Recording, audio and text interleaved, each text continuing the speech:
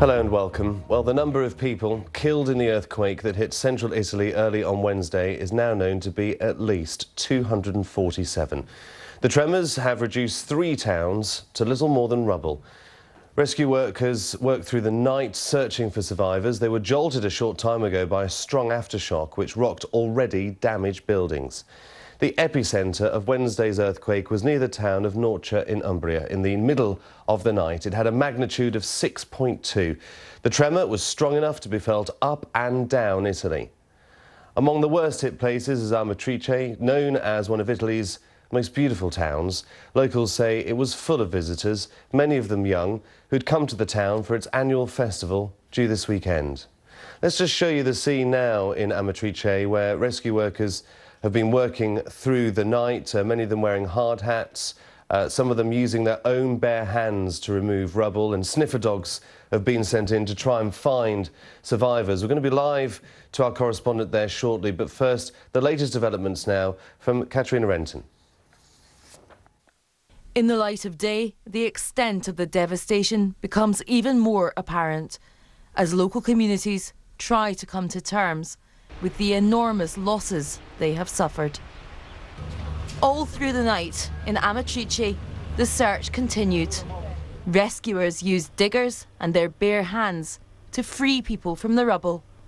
They've promised to keep looking until they find all of those who are still missing. Remarkable stories of survival offer hope. This footage from the Italian emergency services shows 2 young children being rescued from amongst the masonry in Amatrice.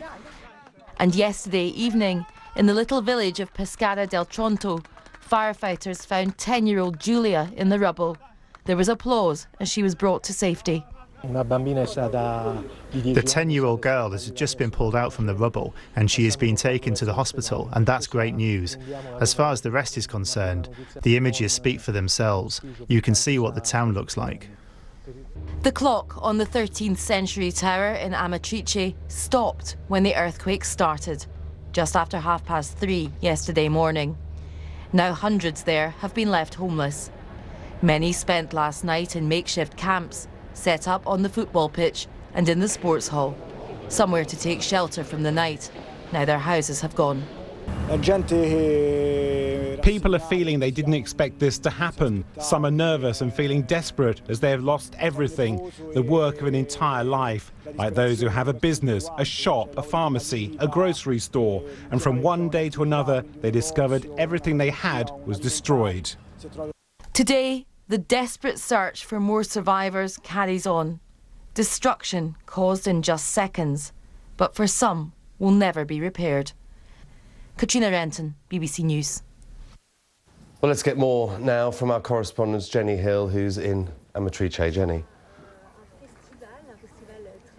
Yeah, rescue workers have just stopped, I think, for a short break. They've been working through the night at this particular building. They believe there are 3 people still trapped in the rubble. I must say that they have told us that they don't feel very optimistic and that this is probably now a recovery operation. Even so, they are not going to give up. So they've been going in there with diggers just to clear some of that rubble, to allow the rescue workers a bit of space to get in to what were, of course, once bedrooms, lounges. This was a convent. There were nuns and elderly people asleep in that building when the earthquake struck at 3:30 in the morning. This morning when we arrived here, we were just in time to see those rescue workers looking exhausted, their faces caked in the dust from the rubble, carrying a body wrapped in a white sheet down that mound of rubble. It's been a very difficult night for them, not least because the aftershocks keep coming. We've actually felt a couple ourselves here this morning, one particularly strong. The ground really does move, really very violently still.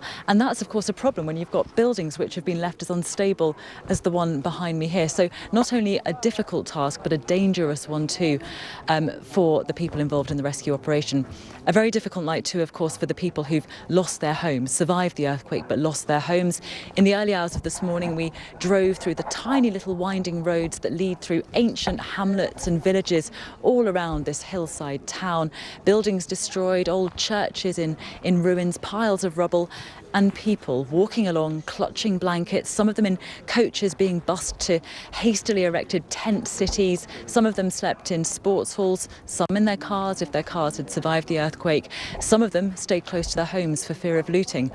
I think what's perhaps the most striking thing about what's happened here is that it's taken place in an area of such outstanding natural beauty. We can show you the scene here this morning. The sun's come up now and lit up these valleys. This area is a real magnet for tourists, particularly those coming from Rome. They want to come here, enjoy the mountain air, and of course this fabulous scenery. And it's really very poignant indeed to look out from this hillside town this morning, to imagine the tourists, the people who lived and worked in this town, looking out at this kind of view. And then you look back and see effectively a town which has been completely destroyed. Jenny, thank you for that. Well, as Jenny was saying, it is a beauty spot, the whole region. It attracts tourists from all over the world, much of it reduced to rubble. This is the scene live at the moment. As Jenny was saying, many rescue workers just having a break now. Some of them have been working through the night. Not all of these are trained rescue workers. We've heard heroic stories of locals, an entire rugby team as well that was nearby, coming to do what they can, coming to help them sift through the rubble looking for survivors. We've even been hearing from tourists in the area from abroad who've been going to blood donation centres to offer their blood for any victims who are injured. Bright blue sky, calm morning, but just a short time ago, just to add to the danger these rescue workers are already in from falling rubble and fragile buildings, there was a short tremor a short time ago. So just a reminder of how much danger these rescue workers are in as they desperately try to find for survivors. And let's just show you some staggering photos now. Well, as we've been hearing, Amatrice, one of the worst areas affected. Just to give you an idea of how bad the devastation is, this is a picture of the main street of Amatrice with the bell tower there in the background before the quake. And look at this. This is the same street. This picture taken from the very same spot. The bell tower still standing, but it seems that none of the neighbouring buildings have escaped damage. Well, let's just bring you up to date on our main story that dominates this hour, the emerging scale of the devastation caused by Wednesday's earthquake in central Italy. We now know at least 247 people are known to have been killed, among them children.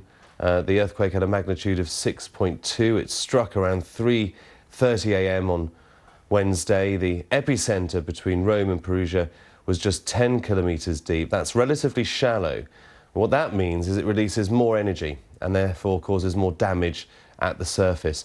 So among the worst affected areas was the tiny hillside village of Pescara del Tronto. Its remote location has made it difficult and very hard for rescuers to bring up heavy digging equipment, a lot of digging there by hand and by volunteers. But it was also here that a girl was pulled from the rubble alive 17 hours after the original quake. And just a few kilometres to the south, nearby Accumoli, has been reduced to rubble. The casualty figure there is also high. Rescue work has been interrupted by more than 150 aftershocks, and survivors have spent the night in the open. And hardly any buildings have escaped damage at Amatrice. The town's mayor says that his town simply isn't there anymore, and he's warned the number of dead there will rise further. Well, let's just show you the scene in Amatrice at the moment. That clock you can see in the middle of the screen, that clock is stuck on the time the earthquake struck just after 3:30 a.m. It hasn't worked since the earthquake struck. A poignant and rather depressing reminder of the time the quake struck, as many people slept in the dead of night. Many of them would have be still there under the rubble. Rescue workers just beginning to return to work. Jenny Hill, our correspondent there, was saying they've just been having a break. It's hot as well. It's been very hot. It's a beautiful valley, bright blue skies, so they've got to take plenty of breaks. And it's also very dangerous work as well. Many of the buildings that have been worst hit are still standing, but only just, and could collapse at any moment. They're using sniffer dogs as well to try and locate any potential survivors, but hopes of finding people alive are fading fast, according to our correspondent Jenny Hill, who's there. It's becoming more of a recovery operation to try and find the bodies of the dead. But there have been incredible stories of hope and optimism from survivors pulled from the rubble, including dogs as well, and pets, and of children and adults who've managed to get through the night almost unscathed. Well, Tommaso Della Longa is a spokesman for the Italian Red Cross. He was in Amatrice until late on Wednesday night and is now back in Rome to help coordinate the rescue and relief efforts. He outlined the agency's main responsibilities during this disaster. At the moment, is taking care of survivors. Then we are still working with the Italian Civil Protection for search and rescue team. But then mainly now, we are working in terms of logistics to fix the two big filled kitchen. To serve hot meals to people. Then we are working with the Italian Civil Protection on with some tents, and then mainly now with the psychological support team, because as we said several times, in this type of emergency, it's really important to support people with food and water, with ambulances and health assistance. But we do believe that one of the most important thing is to also to help people on the psychological side, because they are really shocked and they really need to have someone that will support them also on this side. And without forgetting that there is also quite a big number of children that needs help.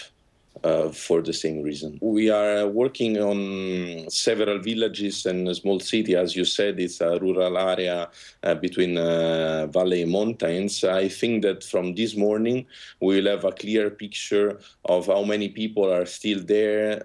Because, first of all, as you also said, this holiday place for a large number of people also from Rome. For example, in normal time, it's only 1.5 hours from the capital. So a huge number simply went away from that part of Italy.